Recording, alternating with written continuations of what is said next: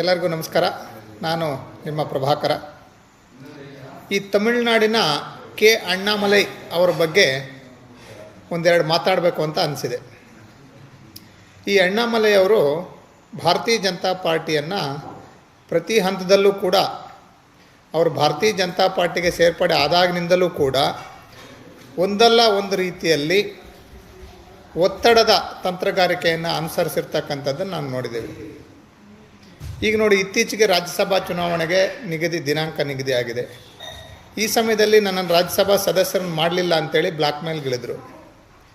ಕಳೆದ ವಿಧಾನಸಭಾ ಚುನಾವಣೆಯಲ್ಲೂ ಕೂಡ ತಾನು ಕೇಳಿದಂಥ ಕ್ಷೇತ್ರಕ್ಕೆ ಟಿಕೆಟ್ ಕೊಟ್ಟರೂ ಕೂಡ ಅದು ಬೇಡ, AIADMK ಜೊತೆ ಮೈತ್ರಿ ಮಾಡ್ಕೊಳ್ಳೋದು ಬೇಡ ಅನ್ನೋ ಒಂದೇ ಕಾರಣಕ್ಕೋಸ್ಕರ ಟಿಕೆಟನ್ನು ನಿರಾಕರಿಸಿದ್ದು ಅಲ್ಲದೆ, ಭಾರತೀಯ ಜನತಾ ಪಾರ್ಟಿ ನನ್ನನ್ನು ಸರಿಯಾಗಿ ನಡೆಸ್ಕೊಳ್ತಾ ಇಲ್ಲ ಅನ್ನೋಂಥ ರೀತಿಯಲ್ಲಿ ಆರೋಪ ಮಾಡ್ಕೊಳ್ತಾನೆ ಬಂದಿದ್ದಾರೆ.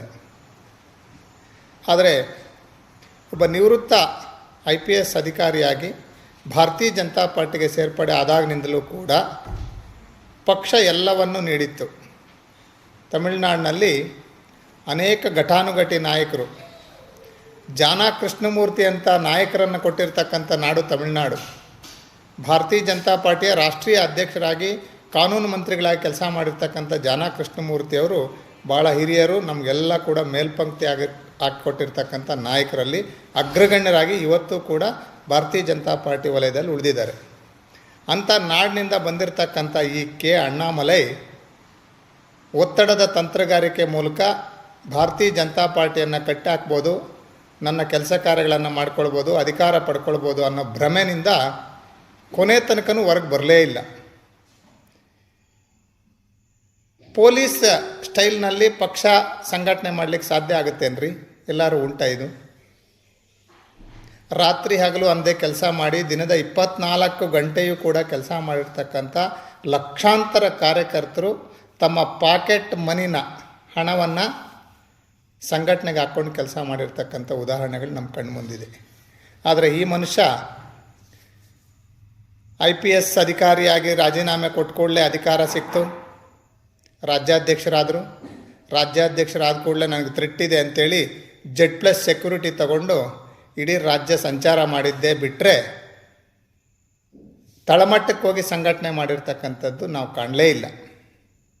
ಕೇವಲ ಮಾಧ್ಯಮದ ಮೂಲಕ, ಸಾಮಾಜಿಕ ಜಾಲತಾಣದ ಮೂಲಕ ಪ್ರತಿ ಹಂತದಲ್ಲೂ ಕೂಡ ಪೇಯ್ಡ್ ಮಾಡೋ ಮುಖೇನ ತನ್ನ ಅಸ್ತಿತ್ವ ಇದೆ ಅಂಥೇಳಿ ತೋರಿಸ್ಲಿಕ್ಕೆ ಭಾಳ ಶ್ರಮ ಹಾಕಿದ್ರು ಬಿಟ್ಟರೆ ಪಕ್ಷ ಸಂಘಟನೆಗೆ ಒತ್ತು ಕೊಡಲಿಲ್ಲ. AIADMK ಜೊತೆ ಮೈತ್ರಿ ಮಾಡೋ ಅಂಥ ಸಂದರ್ಭದಲ್ಲಿ ರಾಷ್ಟ್ರೀಯ ವಿಚಾರಧಾರೆಗೋಸ್ಕರ ಕೆಲವು ಪಕ್ಷಗಳ ಜೊತೆ ಮೈತ್ರಿ ಮಾಡ್ಕೊಳ್ಬೇಕಾಗತ್ತೆ. ಅದನ್ನು ವಿರೋಧ ಮಾಡಿರ್ತಕ್ಕಂಥ ವ್ಯಕ್ತಿಯಾಗಿ ಅಣ್ಣಾಮಲೈ ಇವತ್ತು ಕೂಡ ಉಳ್ಕೊಂಡಿದ್ದಾರೆ. ಭಾರತೀಯ ಜನತಾ ಪಾರ್ಟಿ DMK ಜೊತೆ ಮೈತ್ರಿ ಮಾಡ್ಕೊಳ್ಳೋದು ನನಗೆ ಇಷ್ಟ ಇಲ್ಲ ಅನ್ನೋ ಸಂಗತಿ, ಏಕಮೇವ ಸಂಗತಿಗಾಗಿ ಪಕ್ಷಕ್ಕೆ ಕೆಲಸನೇ ಮಾಡಲಿಲ್ಲ ಈ ಮನುಷ್ಯ. ಮೊನ್ನೆ ಚುನಾವಣೆಯಲ್ಲಿ ಒಂದು ಕ್ಷೇತ್ರಕ್ಕೂ ಕೂಡ ಹೋಗಿ ಪ್ರವಾಸ ಮಾಡಿ ಚುನಾವಣಾ ಪ್ರಚಾರದಲ್ಲಿ ಪಾಲ್ಗೊಳ್ಳಲಿಲ್ಲ. ನಾನು ಅಂತ ಹೇಳಿರ್ತಕ್ಕಂಥ ಅನೇಕ ಮಹನೀಯರು ಭಾರತೀಯ ಜನತಾ ಪಾರ್ಟಿಯಿಂದ ದೂರ ಆಗಿದ್ದು ಅಲ್ಲದೆ ಈ ಸಮಾಜದಿಂದನೂ ಕೂಡ ದೂರ ಆಗಿರ್ತಕ್ಕಂಥದ್ದನ್ನು ನಾವು ನೋಡಿದ್ದೀವಿ. ಇದು ಅಣ್ಣಾಮಲೈಯವ್ರಿಗೆ ಅರ್ಥ ಆಗಲಿಕ್ಕಿಲ್ಲ ಅನಿಸುತ್ತೆ. ಬಹುಶಃ ಮುಂದಿನ ದಿನಗಳಲ್ಲಿ ಅದರ ಅರಿವು ಆಗುತ್ತೆ ಅನ್ನೋ ಅರಿವಾಗಬಹುದು ಅಂತ ನಾನಂತೂ ಭಾವಿಸಿದ್ದೀನಿ. ಅಣ್ಣಾಮಲೈಯವ್ರಿಗೆ ಹೇಳೋದಿಷ್ಟೇ, ಪ್ರತಿ ಹಂತದಲ್ಲೂ ಬೂಸ್ಟ್ ಕೆಲಸ ಮಾಡೋದಿಲ್ಲ, ಆರ್ಗ್ಯಾನಿಕ್ ಭಾಳ ಮುಖ್ಯ. ಸಾಮಾಜಿಕ ಜಾಲತಾಣದಲ್ಲಿ ಉದಾಹರಣೆಗೆ ನಾನು ಯಾವುದೋ ಒಂದು ವಿಡಿಯೋನ ಚೆಕ್ ಮಾಡೋಕ್ಕೋಸ್ಕರ ನಾನು 3,000 ರೂಪಾಯಿ ಕಟ್ಬಿಟ್ಟು ಬೂಸ್ಟ್ ಮಾಡಿಸ್ದೆ ಒಂದು ವಿಡಿಯೋನ ನೋಡೋಣ ಅಂತ. 1,00,000 ಜನ ನೋಡಿದ್ರು ಅದನ್ನು. ಎಷ್ಟಕ್ಕೆ? 3,000 ರೂಪಾಯಿ ಹಣಕ್ಕೆ. ಆದರೆ 30,000 3,00,000 ಹಣ ಹಾಕಿದ್ರೆ ಎಷ್ಟು ಲಕ್ಷ ಜನ ನೋಡ್ಬೋದು, ಎಷ್ಟು ಕೋಟಿ ನೋಡ್ಬೋದು ಅನ್ನೋದು ಇದರಿಂದ ನಿಮ್ಗೆ ಅರ್ಥ ಆಗುತ್ತೆ. ಆದರೆ ಇದು ಯಾವುದೂ ಕೂಡ ಸಂಘಟನೆಯಲ್ಲಿ ಕೆಲಸ ಮಾಡಲಿಕ್ಕೆ ಆಗೋದಿಲ್ಲ. ಈ ಥರ ಸಂಗತಿಗಳು ದಕ್ಷಿಣ ಭಾರತದಿಂದ ಯಾರಾದರೂ ಪ್ರಧಾನಮಂತ್ರಿ ಆಗೋದಾದರೆ ಅದು ನಾನೇ ಅಂತ ಹೇಳ್ಕೊಂಡಿರ್ತಕ್ಕಂಥ ಉದಾಹರಣೆ ಇದೆ. ರಾಷ್ಟ್ರೀಯ ಪ್ರಧಾನ ಕಾರ್ಯದರ್ಶಿ ಅಣ್ಣಾಮಲೈ ಅಂತೇಳಿ ಪೋಸ್ಟ್ ಮಾಡಿಸಿದ್ದು ನೋಡಿದ್ದೀವಿ. ರಾಜ್ಯಸಭಾ ಸದಸ್ಯರಾಗಿ ನೇಮಕ ? ಹಾಕಿದ್ದನ್ನು ನೋಡಿದ್ದೀವಿ. ಇಂಥ ಅನೇಕ ಜನರನ್ನು ಬೂಸ್ಟ್ ಮಾಡಿರೋರನ್ನು ನೋಡಿದ್ದೀವಿ.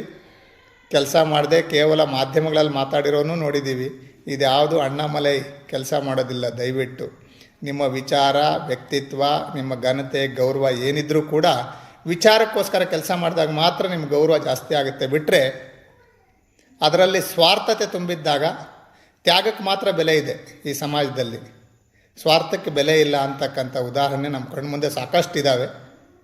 ನಿಮ್ಮ ಪಕ್ಷ ಸಂಘಟನೆಗೆ ನೀವು ಕೊಟ್ಟಿರ್ತಕ್ಕಂಥ ಸಮಯ, ನೀವು ಕೊಟ್ಟಿರ್ತಕ್ಕಂಥ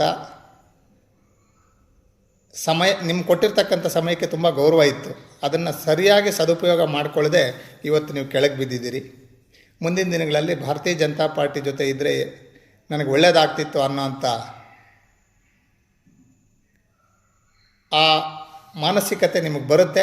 ಅವಾಗಾದರೂ ನಿಮ್ಗೆ ಅರಿವಾಗುತ್ತೆ ಅನ್ನೋ ನಿಟ್ಟಿನಲ್ಲಿ ನಾವು ಯೋಚನೆ ಮಾಡೋಣ. ತಮಗೆ ಒಳ್ಳೆಯದಾಗಲಿ. ನಮಸ್ಕಾರ.